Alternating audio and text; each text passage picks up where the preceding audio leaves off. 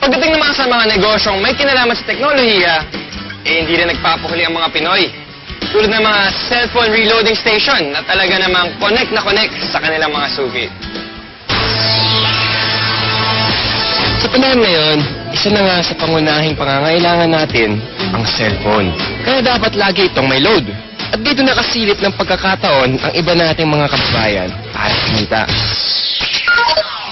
Ang V-Mobile, nakaisip ng paraan kung paanong sa pamamagitan lang ng isang telepono at isang SIM card, maaari nang makapagbenta ng load ng kahit anong network. Ano yan?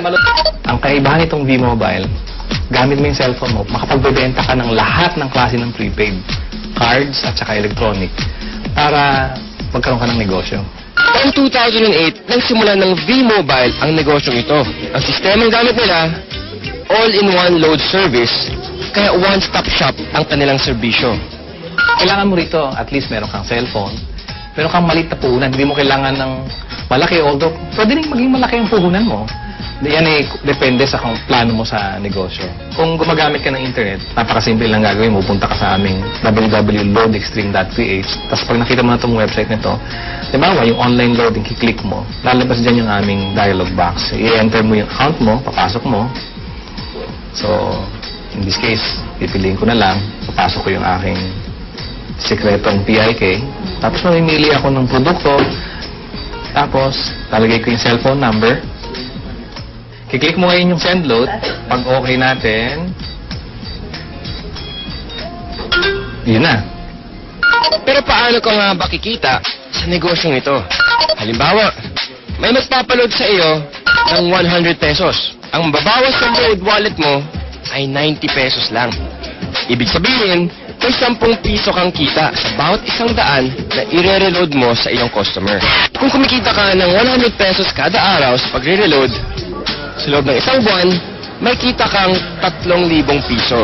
Anip, tulad ni Peewee, na nakatuwaan lang daw noong una ang reloading business. Kasi nagulat kami, nung nag-start kami noon, magbabarkada lang kami. So every night magkakasama kami. Nakakatuwa. Nung 5 lang kami nagsimula, 5 members na kami. Kapatid ko, mga barkada ko. Tapos yung nagulat ako, yung 5 tao nagsimula niya. Ngayon, ano na kami, almost 100,000. So actually, nag-vlog pa siya na 100,000 members. Ngayon, sa simpleng pagpindot-pindot lang daw niya ng cellphone, kumikita raw si Peewee ng mula 1,000 hanggang 5,000 piso kada linggo. Ano pang hinihintay niyo mga kapartner? Oras na para ang hilig niyo sa paggamit ng cellphone, pakinabangan niyo rin at maging isang maliit na negosyo. Kung mas pinili mo na lang manatili sa bahay ngayong summer, narito ang isang kapaki-pakinabang na tip. At dahil mainit ngayon, alam kong hindi nyo maiwasan na gamitin ang inyong mga aircon. Ito ang isang tip para makatipid kayo sa pagkonsumo ng kuryente. Ilagay sa timer mode ang aircon at iset sa 2 hanggang 3 oras lamang. Pagkatapos nito, buksan ang ventilador para mapanatili ang lamig ng kwarto.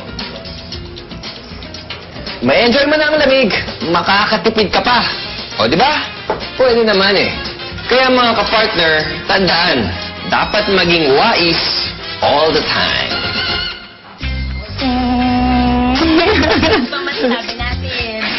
Wala akong masabi talaga.